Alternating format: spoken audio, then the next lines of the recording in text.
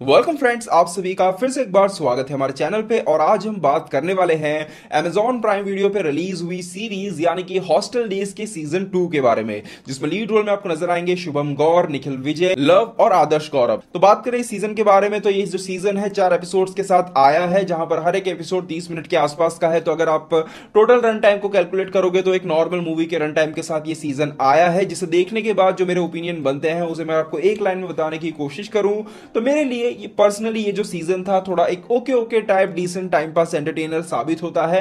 जहां पे कह सकता हूं कि इस सीजन के अंदर भी पिछले सीजन की तरह काफी सारे अच्छे खासे रिलेटेबल सीन्स आपको देखने को मिलते हैं। और टीवीएफ की यही एक सबसे बड़ी खासियत है कि वो जितनी भी वेब सीरीज जो भी कंटेंट लाता है उसके अंदर एक जो रिलेटेबिलिटी का जो फैक्टर है वो हमेशा से रहता है, और यहां पर वही फैक्टर सबसे अच्छी तरीके से काम करता है। और इसीलिए कहीं ना कहीं जो हॉस्टल डेज जो वेब सीरीज है वो काफी हद तक लोगों को पसंद आती है, लोगों के साथ कनेक्ट करने में कामयाब हो पाती है। तो कहना चाहूंगा सीजन जो है ठीक ठाक था, पर कहीं पर भी सीजन 1 के मुकाबले उतना इंप्रेस करने में कामयाब नहीं होता है। इस सीजन की जो सबसे बड़ी खास बात है वो यही है कि ये सीजन भी कहीं पर भी आपको हंसाने से चूकता नहीं है। मतलब ये सीजन के अंदर भी आपको काफी सारे बेहतरीन कॉमिकल और हिलेरियस सीन्स देखने को मिलते हैं जो सही में आपको खूब हंसाएंगे। हर एक एपिसोड के अंदर थोड़ा बहुत ज्यादा कम होकर आपको सीजन के अंदर हंसी तो आने ही वाली है।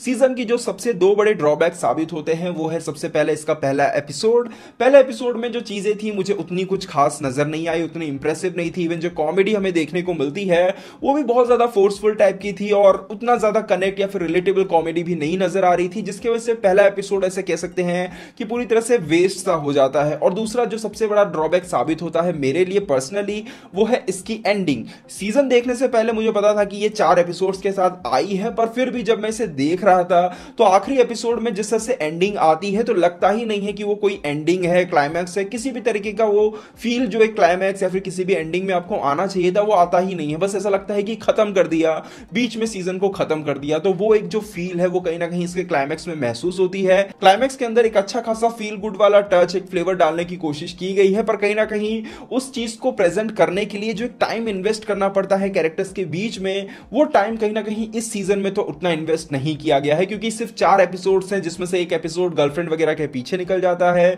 दूसरा एक एपिसोड है जो गंदगी वगैरह के बीच में निकल जाता है। तो उन कैरेक्टर को सेट करने के लिए, उस बॉन्डिंग को सेट करने के लिए जो एक टाइम इन्वेस्ट करना चाहिए था, उसके लिए मुझे लगता है कि सीजन के अंदर एक एक्स्ट्रा एपिसोड और होना चाहिए था। उसके बाद कह सकते हैं कि जो क्लाइमैक्स है थोड़ा और इंप्रेसिव हो सकता था। परफॉर्मेंस के बारे में अगर मैं बात करूं तो हर किसी का काम यहाँ पे बहुत ही अच्छा था, पर मेरे लिए पर्सनली इस सीजन में जो सबसे बेस्ट परफॉर्मर साबित हुए हैं वो है यहाँ पे शुभम गौर। उनका परफॉर्मेंस इस सीजन में सही में कमाल का था। कह सकते हैं कि उनके कैरेक्टर को जिस तरह से लिखा गया है, उस कैरेक्टर के अंदर जो एक ह्यूमर है वो सही में बहुत ही कमाल का है। और सच बता रहा हूं, पूरे सीजन में सबसे ज्यादा मुझे किसी ने हंसाया है तो वो शुभम गौर ही है। उनके बोलने का तरीका, उनका बिहेवियर, उनका नेचर और उस कैरेक्टर को जिस तरह से उन्होंने प्ले किया है वो सही में बहुत ही कमाल का था। और सच बता रहा हूं, सीजन में एक सीन आता है जहां पर वो अपने घर जाते हैं, वहां पर उनके पापा बोलते हैं कि चल तुझे नई जमीन लूटी है, वो दिखाते हैं। वो सीन में तो मैं खूब हंसा था। मतलब उस कैरेक्टर के अंदर बहुत ही एक अच्छा खासा ह्यूमर है और मुझे स्पेशली सबसे ज्यादा पसंद वही कैरेक्टर आया। आपके कौन से फेवरेट कैरेक्टर्स हैं इस सीजन में या फिर सीरीज को लेकर मुझे कमेंट बॉक्स में जरूर बताइएगा। तो ओवरऑल कहा जाए तो हॉस्टल डेज का सीजन 2 एक डिसेंट कॉमेडी एंटरटेनर है जो आपको हंसाने में कामयाब रहता है। सीजन में कुछ अच्छे खासे रिलेटेबल सीन्स हैं,